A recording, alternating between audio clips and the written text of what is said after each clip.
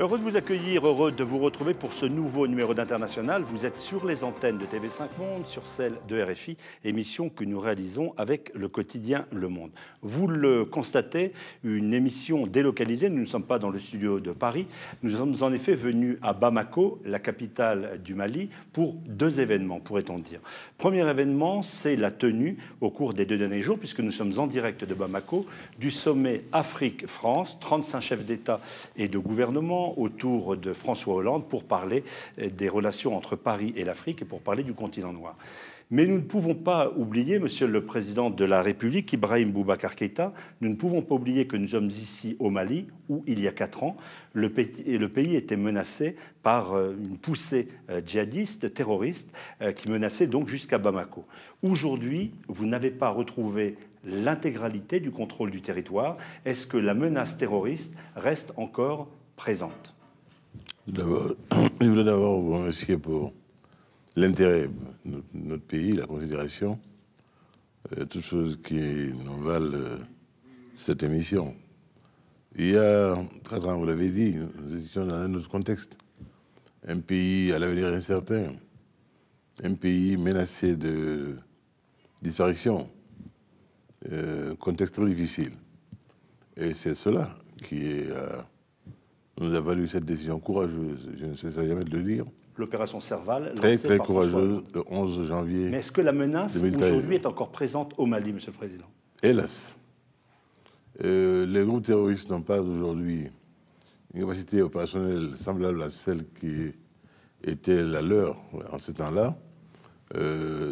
Serval est passé par là, Barkhane également aussi est passé, mais il reste encore des groupes dispersés au mode opératoire asymétrique. Alors, nous aurons l'occasion, Monsieur le Président, dans une deuxième partie de l'émission, de revenir sur la situation du Mali. Nous allons parler avec mes confrères et consoeurs Sophie Malibaud de RFI et Christophe Chatelot du Monde. Tout d'abord sur ce sommet, donc beaucoup de questions à vous poser. Peut-être cette première, à quoi sert encore aujourd'hui, en 2017, un sommet Afrique-France? Il y a un côté néocolonial? Quand il y a ce sommet Afrique-Chine, parle-t-on de colonialisme? Quand il y a un sommet Inde-Afrique, parle-t-on de colonialisme? Non, je pense que la France est tout à fait dans son rôle. Si quelqu'un a vocation, raison, légitimité à avoir une telle rencontre avec le continent, c'est bien la France. Sophie Malibaud, RFI. Monsieur le Président, est-ce qu'au fond, l'objet de ce sommet ne se résumait pas justement à faire la démonstration que vous étiez en mesure, que vous étiez capable encore à Bamako, dans ce contexte sécuritaire difficile, de pouvoir monter un événement pareil? Chère Sophie Malibaud, grand clerc, c'est lui qui pouvait le dire quand nous avons été chargés d'organiser le sommet de 2016. À l'époque, j'avais dit au président François Hollande, c'est une gageure. C'était il y a 3 ans. Absolument. Rien n'était clair à l'horizon. Le Mali était dans l'incertitude la plus absolue. Nous ne sommes pas assurés d'être dans une relative paix et un pays relativement stable. Donc rien qui pouvait permettre à ce moment-là de penser que nous aurions pu organiser un sommet de la nature de celui qu'on a organisé. Donc il n'y avait pas de ce genre de calcul au départ. Je crois que ça a été un acte de foi de François Hollande par rapport à ce qu'il pensait avec raison, être la capacité de résilience de ce pays-là. Et sa capacité de sursaut également, conformément à son fond historique, et pays qui a l'honneur en devise et la dignité. Nous avons fait tout pour que ce sommet soit ce qu'il a été. Mais quel que Christophe Chatelot, Le Monde.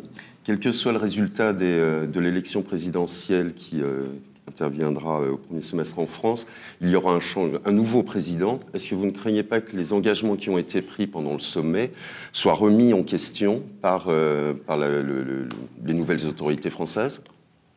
Non, non. Je crois que les engagements qui ont été pris sont des engagements de principe et qui sont conformes, me semble-t-il, moi en tout cas humblement, aux intérêts de la France. Dès lors, tout président de la République qui viendrait être élu sera tenu lui aussi d'assurer la permanence des intérêts français. Oui, mais vous-même avez dit lors de votre discours que pendant le mandat de François Hollande, la politique française avait changé vis-à-vis de l'Afrique. Donc on peut aussi s'attendre à un nouveau changement il y aura de nouvelles autorités. J'espère qu'il n'y aura pas un changement de paradigme aussi fort qu'il va aux oubliettes. Ce que François Hollande a tenu à observer, à savoir aucune intervention sans que cela soit légitimé par la communauté internationale et sans que cela vienne du pays lui-même. Ce sont des principes qui me semblent tout à fait logiques, régaliens, et je crois que tout président qui viendra avec le souci de la vraie défense des intérêts français et le respect également de nos pays ne pourrait faire autrement. Monsieur le Président de la République, vous avez rendu un hommage très appuyé à François Hollande. Ça, on s'y attendait. Il est venu en aide à votre pays. Par contre, vous l'avez comparé aux autres présidents de la Ve République en France, c'est-à-dire plus de 50 ans, en le trouvant le plus loyal, sincère et authentique que tous ses prédécesseurs. Vous savez, une comparaison est toujours limitative. Non, on a bien entendu ça hier. Je sais, cher ami, mais je veux dire que je n'ai dit que ce que je sais d'expérience personnelle. J'aurais pu dire aussi beaucoup de bien d'un homme pour lequel j'ai beaucoup de respect, le président Chirac, et également aussi le général de Gaulle, que je lis et relis encore avec délectation. Mais vous dites que Hollande est plus loyal et sincère que ceux que vous venez de citer pour l'Afrique. J'ai trouvé le président Hollande loyal, sincère, et j'ai dit quelque chose qui est de... Je crois que vous avez connu mon talent quelque part là-dedans, la reine morte. J'ai dit, respirez à la même hauteur. Respect. Nous avons senti sa respiration à notre hauteur. Il ne doit pas toiser. Vous avez regretté, vous êtes socialiste, vous avez regretté par exemple qu'il ne se représente pas avec son présidentielle française? La politique française est la politique française. Ouais. Les choix de mon ami sont ses choix. Bon, quoi que j'en pense. Et vous pensez qu'il y aura une persistance dans la politique française envers l'Afrique? Hollande a dit la France sera toujours aux côtés du Mali. Moi, je note que les signes qui nous parviennent aujourd'hui ne nous inclinent pas à penser qu'il pourrait en être autrement. Je pense qu'aujourd'hui, mutatis mutandis, tout le monde s'accorde à d'abord penser que, bien sûr, j'entends quelques sons dissonants, mais pour l'essentiel, on répute avoir été opportune la décision de Hollande d'intervenir au Mali. Et j'ai félicité toute la classe politique française. Sophie Malibaud. Monsieur le Président, est-ce que vous estimez vraiment que l'époque de ce que l'on appelle, entre guillemets, la France-Afrique est révolue? Certains en doutent, car ce qu'on a pu voir, c'est que finalement, il y a toujours... parfois deux poids, deux mesures, des régimes qui persistent à enfreindre un petit peu les lois de la démocratie et qui ne sont pas plus gênés que cela. Vous savez, moi, je n'ai pas l'habitude de donner des leçons à mes pères ou de mener leur politique intérieure. Chacun de nous est tributaire de sa formation, de sa culture, de son cursus quelque part, qui nous formate. Et les pays ont leurs habitudes et leurs traditions. Je laisse à chacun. Et ce qu'on appelle la France-Afrique, j'avoue que je ne sais pas trop ce que ça veut dire. C'était la France des réseaux, vous le savez bien, un peu secret, un peu dissimulé. Les visiteurs du soir. On a dit beaucoup de choses, vous savez, on a dit beaucoup de choses et quelquefois des choses dont la vérité est très très lointaine. Bon. Donc finalement, ce que vous nous dites, c'est que ça n'a pas autant changé que cela? Ah non, je n'ai pas dit cela. Vous savez, dans votre langue, je suis très précis. Je n'ai pas dit ça. Je dis simplement que ce qu'on appelle la France-Afrique est un fourre-tout dans lequel il y a le meilleur et il y a le pire. Et aujourd'hui, ce que je sais, c'est que le président Hollande n'a pas eu avec nous des relations qui pouvaient, par quelque biais que ce soit, tendre à penser que c'était un système de réseau ou d'influence. D'abord, nous sommes des hommes de principe que nous connaissons depuis longtemps. Chacun de nous tient beaucoup à sa dignité et n'entend pas se dicter et se dire le là. C'est ce qui fonde nos relations d'ailleurs. Moi, j'ai connu Hollande il y a des dizaines d'années maintenant. Et nos relations ont toujours été empreintes du plus grand respect, de la plus grande considération. Donc c'est vraiment une pratique que je n'ai pas connue, que je n'aurais pas admise dans mes relations avec quelque chef d'État que ce soit. La politique du Mali se fait au Mali, se dessine au Mali, et se conçoit au Mali et s'exécute au Mali. Mais vous parlez de respect en parlant de François Hollande. Lors du son premier sommet africain, c'est le sommet de la francophonie à Kinshasa, où il avait ouvertement snobé, disons, un certain nombre de dirigeants africains considérant qu'ils avaient été mal élus ou qu'ils s'éternisaient un peu trop au pouvoir. Hier, on a vu de grandes embrassades, presque de la chaleur avec un certain nombre de dirigeants, ceux-là même qu'il avait critiqué. Il a changé. La France, finalement, a changé d'attitude vis-à-vis de ces régimes qui prennent quelques libertés avec la démocratie. Cher ami, je n'étais pas au rendez-vous de Kinshasa. Vous savez de quoi je parle? Non, je ne sais pas. J'avais suivi à l'époque. Et bon, je crois que quand on gère, quand on arrive aux affaires, vous savez, ça nous arrive à tous. On est un peu rigide par rapport à beaucoup de choses. Ou naïveté. Dans la partie, non, pas de la naïveté. Mais Hollande appelle à une meilleure gouvernance, à une transparence, le président. François Hollande est loin d'être naïf, croyez-le bien. Et je pense que on se dit après coup, j'imagine, dans son cas, je suis président français, pas président de tel pays africain, nos principes sont connus, nous les affirmons, nous les disons, nous nous écoute qui veut nous écouter. Pour le reste, il appartient aux peuples africains de savoir quoi faire. Il leur appartient de décider. Est-ce que le défi sécuritaire dans la bande sahélo-saharienne, finalement, n'est pas un peu en train d'imposer ces relations? On le voit, par exemple, le président Idriss Déby du Tchad est un pilier central du dispositif sécuritaire français de Barkhane. Il est lui-même à la tête du pays depuis plus de 2 décennies. Est-ce que finalement, l'impératif sécuritaire n'est pas en train de dominer? Vous savez, Madame Malibo, il y a des chefs d'État de pays que je respecte beaucoup, et notamment une très grande dame d'État qui nous a fait l'honneur insigne de se rendre auprès de nous ici au Mali, et dont la gestion de l'État est habitée très positive pour son pays, et qui va sûrement être reconduite pour la 3e et la 4e fois. Les pays ont leurs particularités qui ne peuvent pas toujours être normées comme dans d'autres pays.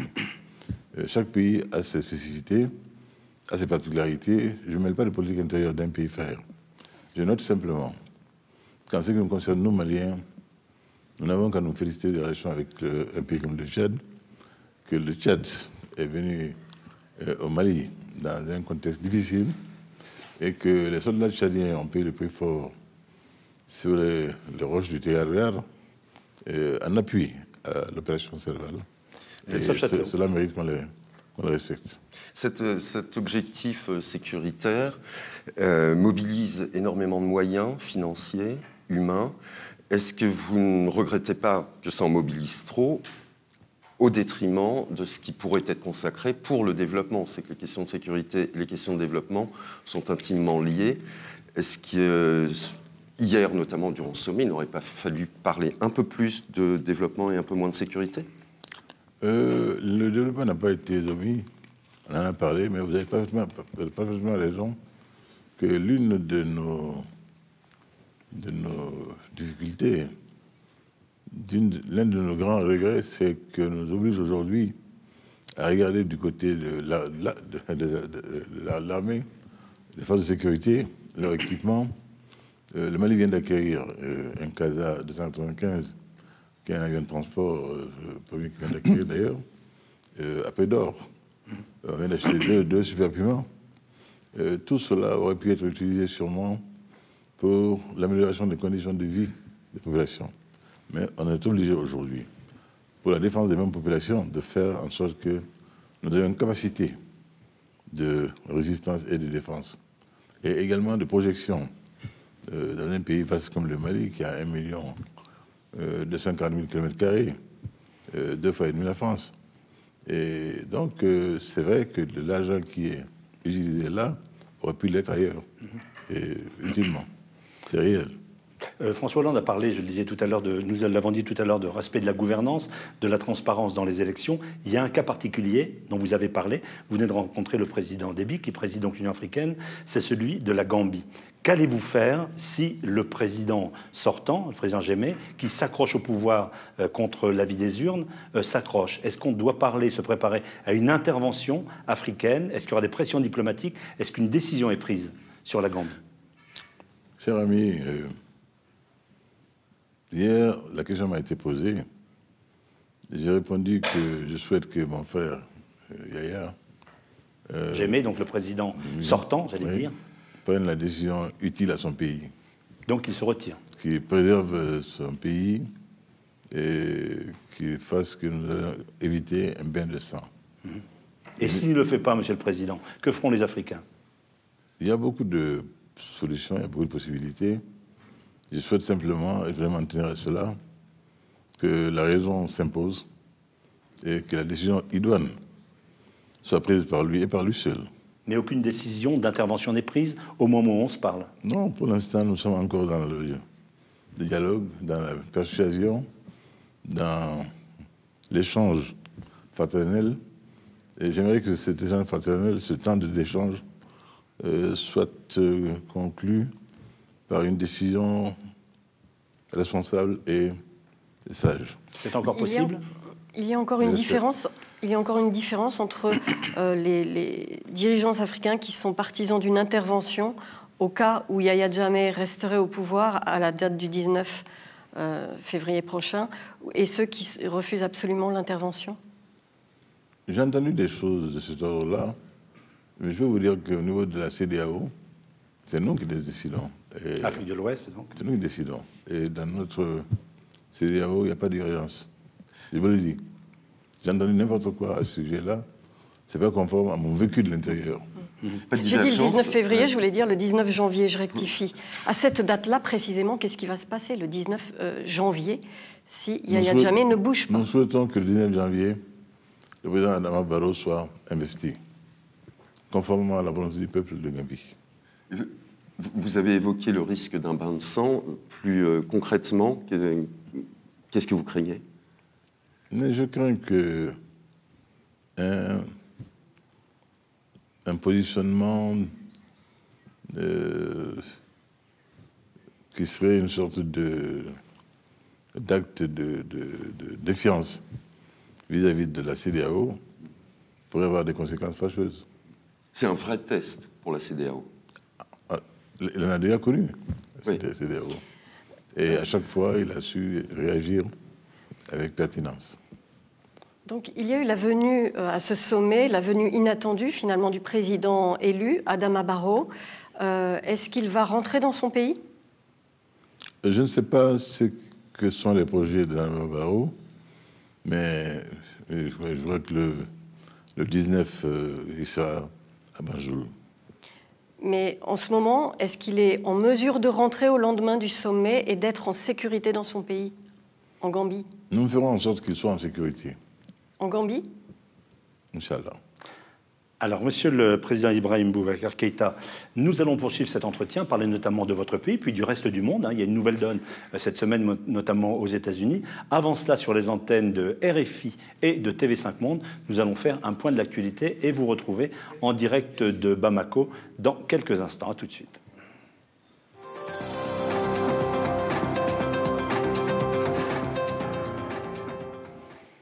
Retour à international. Nous sommes toujours en direct de Bamako, la capitale du Mali.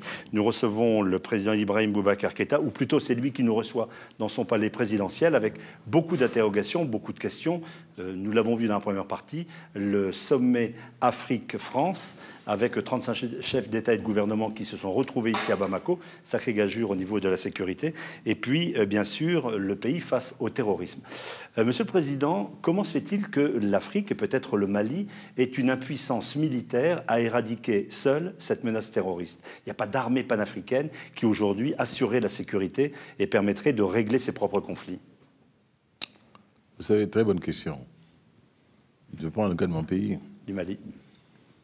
Si Serval n'était intervenu... Serval, l'opération de l'armée française, pardon.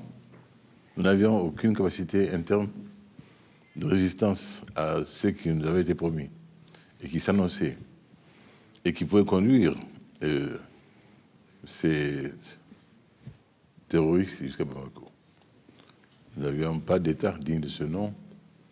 L'armée était inexistante pratiquement. Pourquoi elle est en reconstruction laborieuse? Là également, je remercie avec plaisir, le plus grand plaisir la France pour ce qu'elle a entrepris de faire avec l'Union européenne d'ailleurs, dans le cadre de l'EUTM, Open Union Training Mission, de formation pour nous mettre un peu à hauteur. Et joint à cela, aucun équipement digne de ce nom. Ce n'était pas une tâche facile. Il y a eu par le passé des programmes de coopération avec les Américains notamment et avec les Français. Pourquoi? Et on en est arrivé à 2012 avec un pays divisé en deux, des djihadistes et des indépendantistes touaregs menaçants. Qu'est-ce qui fait qu'aujourd'hui, ça changerait? Pourquoi est-ce qu'aujourd'hui, et demain surtout, l'armée malienne serait plus capable de répondre qu'elle ne l'était hier? Vous avez raison, il y avait la coopération militaire avec la France depuis toujours. Il y avait le flintlock avec les Américains, AFRICOM. Tout cela devait nous permettre d'être à hauteur et de pouvoir nous défendre. Hélas, quand la menace est passée de menace à réalité, nous n'avions rien à opposer, hélas. Pourquoi notre propos, dès l'abord, a été de redonner au Mali un outil de défense digne de ce nom. Et c'est le cas, ça progresse? Ce n'est pas encore achevé, mais c'est en très bonne voie. Déjà, au plan physique, quand vous voyez un soldat malien, c'est un soldat malien. C'est un soldat qui peut être comparé à n'importe quel soldat de tout pays sérieux. J'ai trouvé des gens presque en guenilles, sans chaussures. Et c'était tout sauf une armée digne de ce nom. Dans une telle situation, vous n'avez pas un outil de défense nationale qui vous permette la décision politique. Non. Et on se tient à cette décision politique. Et l'outil de décision politique, c'est une armée digne de ce nom, face à toutes les menaces qui nous sont opposées aujourd'hui.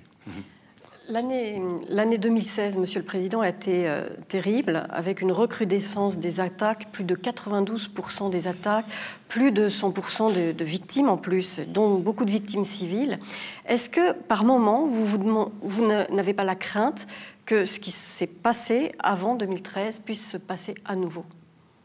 Non, cela ne se passera pas. Chez nous, on dit « Inch'Allah », parce que nous sommes conscients de lacunes qui nous ont valu cette situation-là, et tout ce qui peut être entrepris, qui doit être entrepris, l'est en ce moment pour que précisément nous n'arrivions pas à cette extrémité-là.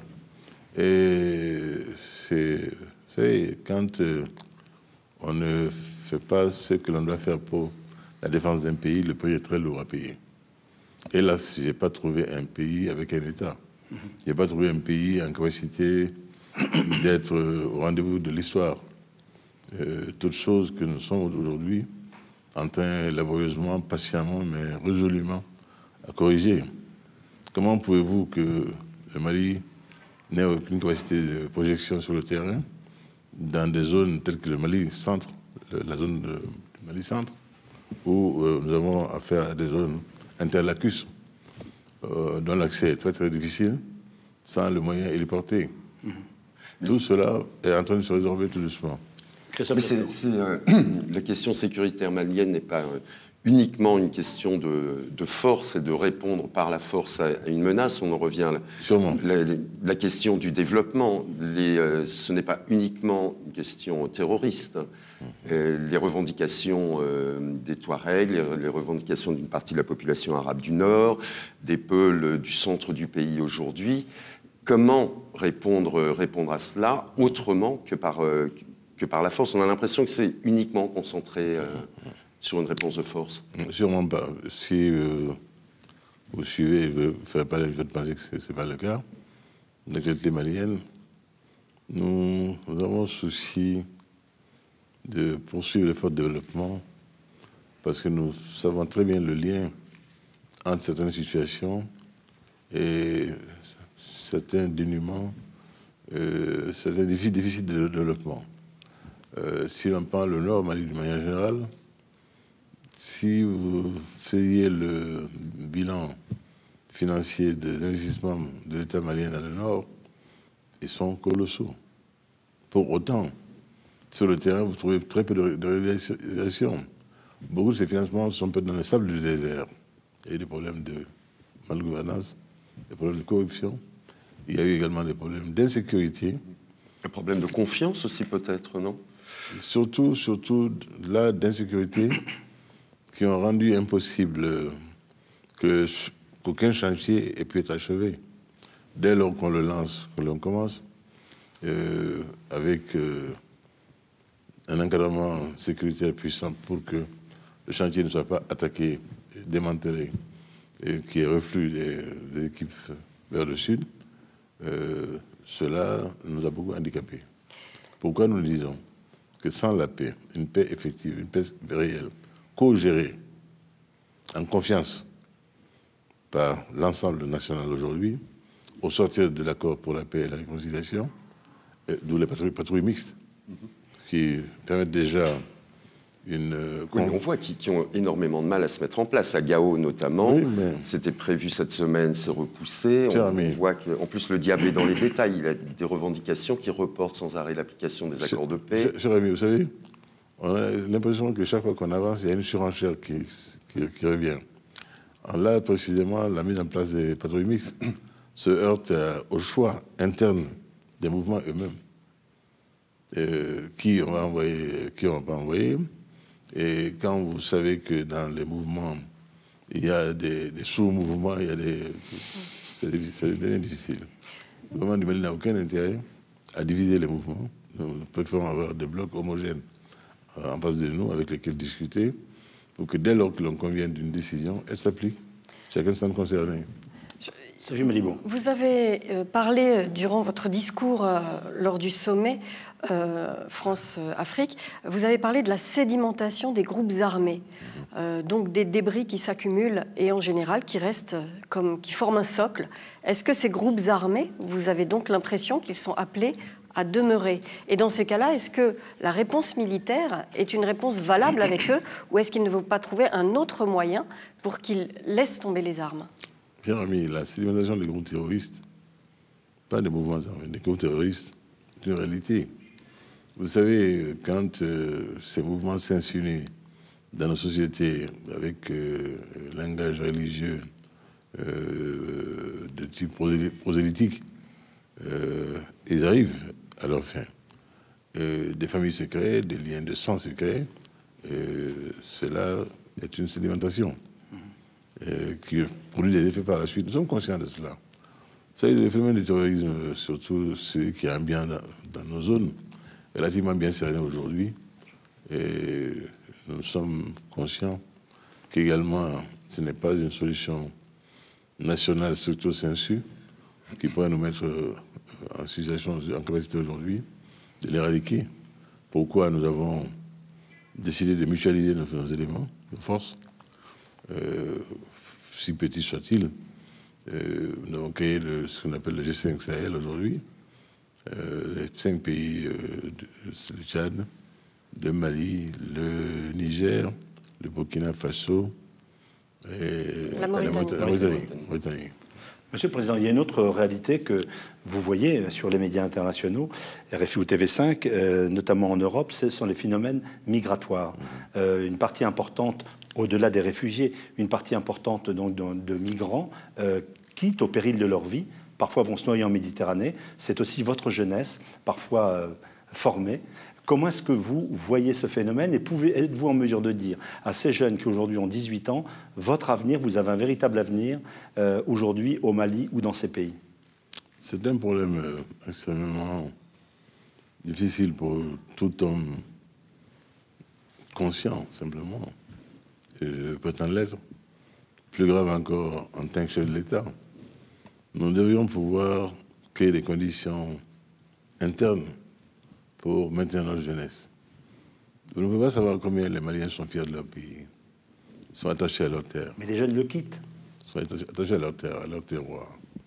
Et quand des jeunes, qui sont aujourd'hui l'immense majorité de notre peuple, en arrivent à choisir de partir, ça nous interpelle. Bien sûr.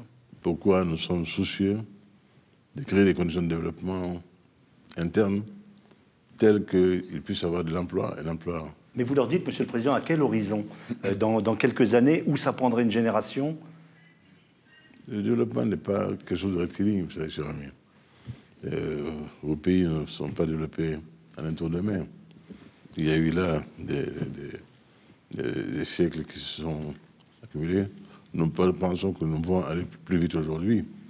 JGSS avait raison de dire qu'à l'âge des microprocesseurs, le développement pourrait connaître un développement prodigieux, c'est le cas de le dire. L'économie numérique aujourd'hui. Nous ne désespérons pas de pouvoir créer des conditions dans nos pays, singulièrement au Mali, pour maintenir notre jeunesse. Est-ce que vous pourriez nous préciser, Monsieur le Président, quels sont vos rapports avec l'Union européenne sur ce sujet de l'immigration, sachant qu'il y a eu ce sommet de La Valette où il a été question de négociation d'accords de réadmission. On entend qu'il y a eu des accords signés, pas signés, démentis.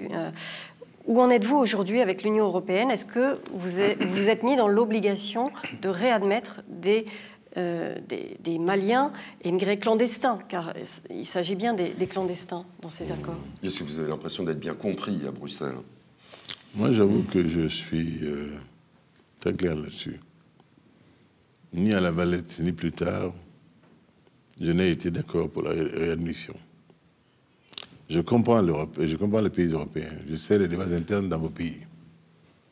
Mais qu'on ne me demande pas de commettre un crime moral quelque part, de pousser les miens dehors, de leur enlever tout espoir humain simplement.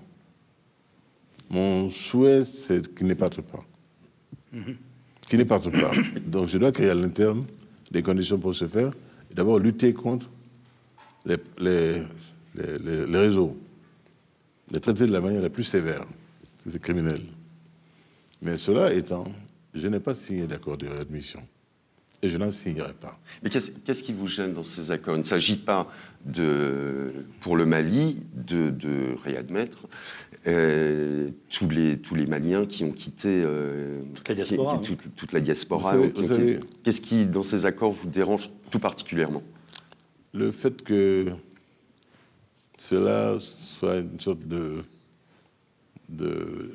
permission de ramener au Mali dans des conditions, on l'a vu récemment, souvent infra-humaines, des êtres humains qui sont chacun en ce qu'ils sont, un autre moi-même. Je ne l'admets pas simplement. Alors, qu'est-ce que vous demandez aux Européens sur cette question? Vous voulez qu'ils agissent de quelle façon avec les immigrés clandestins venant du Mali et d'autres pays? Il ne me viendra jamais à l'idée de penser faire la loi en Europe. Au Mali, déjà, je ne la fais pas. Au Mali, déjà, c'est le Parlement qui l'a fait. Et je comprends toutes les difficultés que les pays européens ont avec ces problèmes-là. J'ai vu avec quel courage la France et l'Allemagne ont essayé de traiter cette question de manière hautement humaine. Et ce qu'il en a coûté dans le débat interne aux décideurs. Je suis conscient de cela. Il reste que je vois aujourd'hui, dans la question de la migration, des façons de traiter différemment selon l'origine. Et cela, au plan humain, je ne l'admets pas simplement. Mais lorsque vous voyez, par exemple, l'évolution politique en Europe, avec des mouvements populistes, le refus de ces migrations, l'arrivée potentielle au pouvoir de mouvements d'extrême droite, quelle est votre réaction? Vous savez que ça va être de plus en plus difficile et que des expulsions peuvent avoir lieu? Oui. Nous verrons quand elles se produiront. Mais vous savez, je suis quand même historien de départ.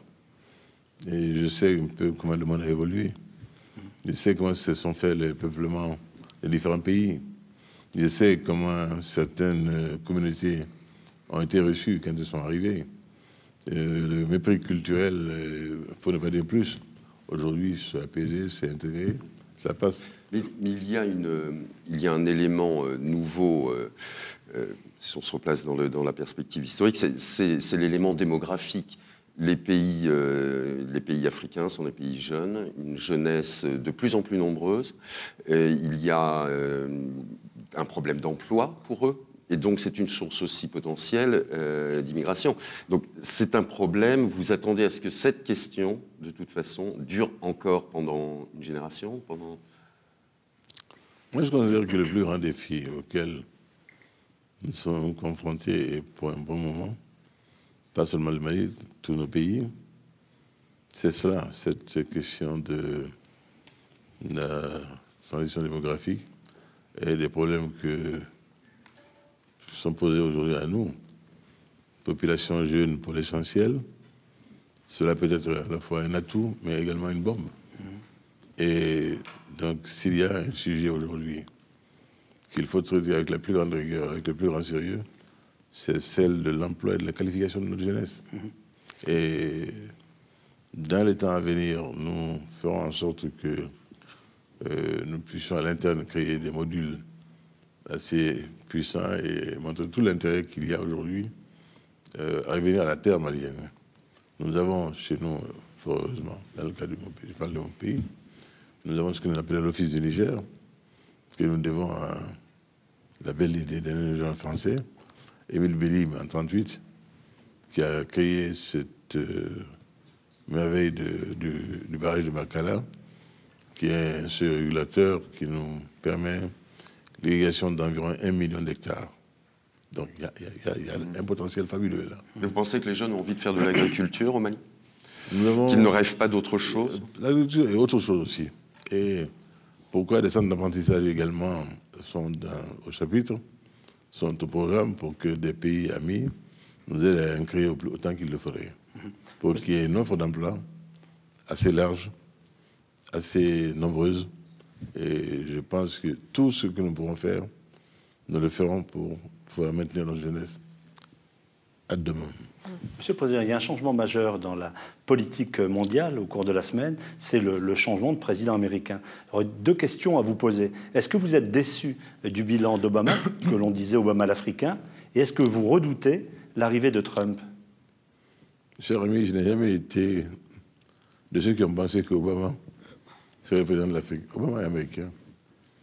Obama a été élu par les Américains pour être le président. Oui, il aurait pu être attentif quand son histoire à l'Afrique. Si certains ont eu la naïveté de penser qu'avec Obama, c'est qu'il serait à la Maison-Blanche, ils se sont lourdement trompés. Bon. Et Trump, alors vous redoutez un changement, notamment en matière de coopération ou de migration? Je suis comme tout le monde, j'entends les déclarations de M. Trump, et en tant qu'homme d'État, j'ai mon jugement sur cela, je ne voulais pas aller au-delà de cela.